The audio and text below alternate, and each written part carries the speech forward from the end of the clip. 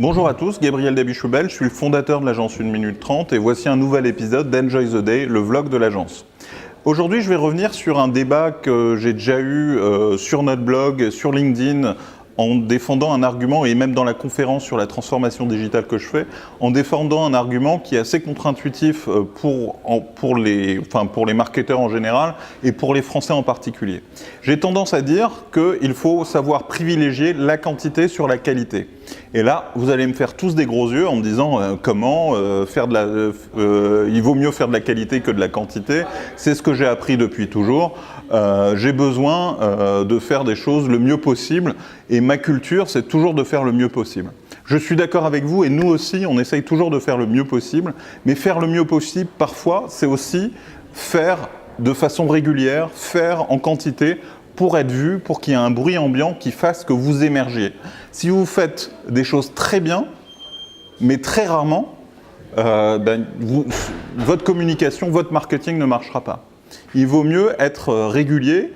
Dans un numéro précédent, on a parlé du journal de 20h qui est là tous les jours à 20h. C'est la même chose. Et tous les jours à 20h, le journal de 20h n'est pas nécessairement de la meilleure qualité possible. Il est là tous les jours, c'est ça le rendez-vous, c'est ça l'engagement de qualité. Et parfois, il y a des informations clés avec une forte actualité, des attentats, etc. Et dans ce cas-là, le journal est très suivi et parfois il y a beaucoup moins d'actualité et on a un Jean-Pierre Pernaut ou n'importe quel autre présentateur qui va nous parler d'artisans dans le Berry, en Corrèze, etc. avec des sujets moins intéressants mais qui par contre vont être là tous les jours. Votre communication digitale, ça doit être la même chose, ça doit être des rendez-vous, ça doit être régulier et dans ces rendez-vous, dans cette régularité, vous aurez un ensemble qui sera homogène, constant et de qualité, même si parfois c'est un peu moins intéressant et parfois beaucoup plus intéressant.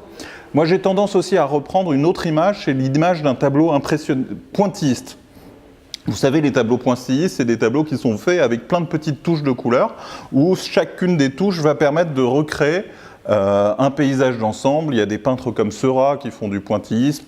On peut retrouver ça dans les Nymphéas de Monet, ce genre de choses, etc., etc. Je ne suis pas un expert en peinture, mais c'est cette idée-là de rajouter tous les jours une petite touche. La touche n'a pas besoin d'être parfaite. Le trait de peinture n'a pas besoin d'être hyper parfait, au pixel près, comme on pourrait l'être sur un site internet, etc.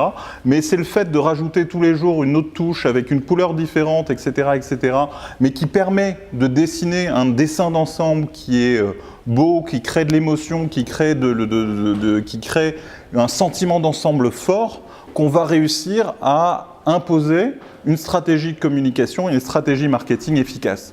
C'est ça que je vous demande. C'est pas de faire la touche parfaite tous les jours, mais une fois tous les 36 du mois, pour avoir à la fin un tableau qui met plusieurs années à se dessiner parce qu'on ne voit pas ce qui se passe et qu'il n'y a pas assez de touches, mais d'être capable de très régulièrement rajouter une touche qui est dans son ensemble, va créer une homogénéité et un très beau tableau, un tableau qui, lui, sera d'une grande qualité et qui, lui, donnera envie de vous suivre et de suivre votre stratégie marketing. C'est ce qu'on essaye de faire jour après jour avec 1 minute 30, avec notre vlog, avec notre blog, avec notre présence sur les réseaux sociaux, etc., etc.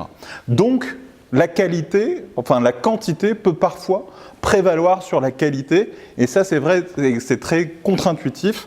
Si vous n'êtes pas d'accord, si vous voulez qu'on en débatte, n'hésitez pas à commenter directement sur les réseaux sociaux, sur LinkedIn, sur Facebook, sur la plateforme, sur YouTube, sur la plateforme sur laquelle vous regardez ce vlog.